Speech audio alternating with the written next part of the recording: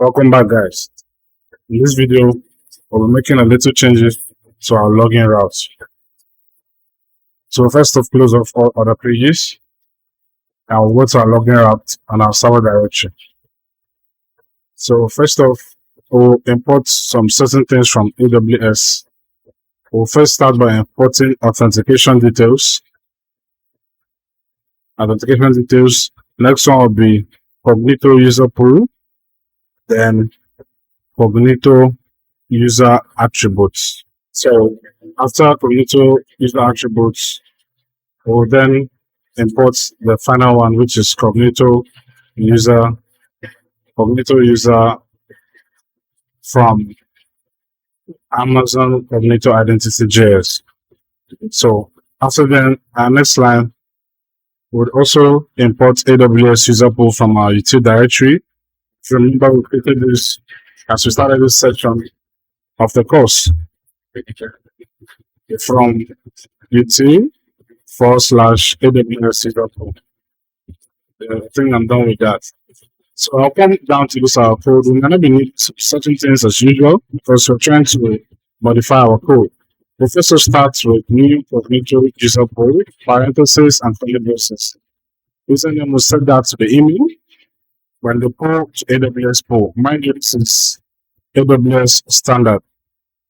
Dot authenticate, open the parentheses, authenticate users, new authentication details, open parentheses, then open curly braces.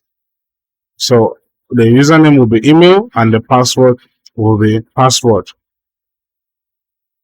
Then we'll put command, open another curly braces, we'll hit enter.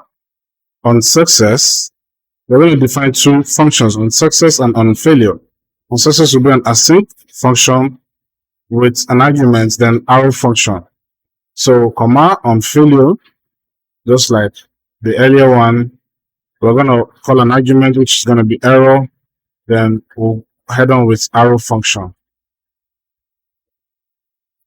Yes, we'll head on with an arrow function to finish that off. Then in our first of all, before we even head in our on success, we'll first of all look at some codes we might copy below because we're not going to delete everything.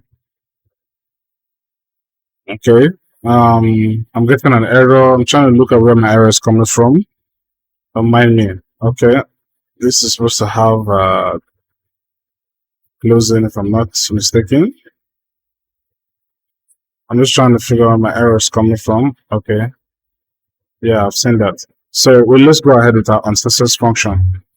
So in our onSuccess, we'll go ahead and define some certain variables. Mind you, I have Tab9 Pro installed, so it helps me also complete some certain things. But if you pause the video, you understand what I just did. So we define the user variable to search the database with a certain criteria. Then after that, we'll come down and cut certain things we have below and paste it inside the onSuccess function. That means if the authentication is successful, it should execute the following line of codes. So I'm going to delete certain conditions that are not necessary. Yes, we don't need decrypts. So trying to log in, then we don't need some certain things. Like I delete the if else. Yes, I'm just going to delete the if else function. It's not necessary because the onSuccess handles that. Then what else is needed to be done? So we're going to change this to send status. Like I said, you can always look at HTTP status codes to better understand what code we're currently using and each line of code. So on the failure, we're going to send the status of 401 code, which is unauthorized. Then we'll come up and delete the decrypts because we don't need that. And also, we try to look at some other things we need to mop up in our code.